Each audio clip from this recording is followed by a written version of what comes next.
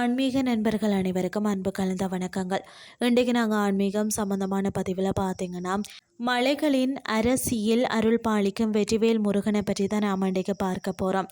கோடை வெயிலுக்கு பார்த்தீங்கன்னா, குழு குழு ஊட்டியை தேடி போகின்றமோ இல்லையோ, மன நிம்மதி தேடி இந்த புனித தலத்திற்கு ஒரு முறை செல்லணும்.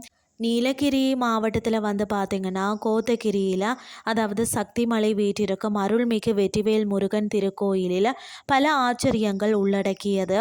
என்னென்னு சொல்லி பார்த்தீங்கன்னா, கையில் வேலேந்திய கோலமாம். பொதுவாக முருகன் கையில் தண்டாயுதம் வைத்திருப்பார். ஆனால் இங்கே முருகன் கம்பீரமாக வேலேந்தி காட்சி தருகிறார். இது மிகவும் அபூர்வமான அம்சம்னே சொல்லலாம். மூலவரின் சிலைக்கு அருகிலேயே மயில் பீலி இருப்பது தனி சிறப்பு. நோய் நொடிகள் நீங்கவும் கால்நடைகளின் ஆரோக்கியத்திற்காகவும் இந்த மயில் பீலியால் தடவி திருநூறு அணிவிப்பது இங்குள்ள முக்கிய நம்பிக்கை. பள்ளி செல்லும் குழந்தைகள் இங்கு தியானம் செய்தால் மன ஒருமைப்பாடும் கல்வியில் வெற்றியும் கிட்டும் என்பது ஐதீகம். மற்றது சிவன், அம்பாள், முருகன் என மூவரும் இணைந்து அருள் பாலிக்கும் தலமாக தான் இது இருக்கிறது. செவ்வாய் தோஷம், நாகதோஷம் மற்றும் எதிரிகள் தொல்லையால் அவதிப்படுறவங்களுக்கு இந்த தலம் ஒரு சிறந்த பரிகார இடமாகவும் இருக்கிறது.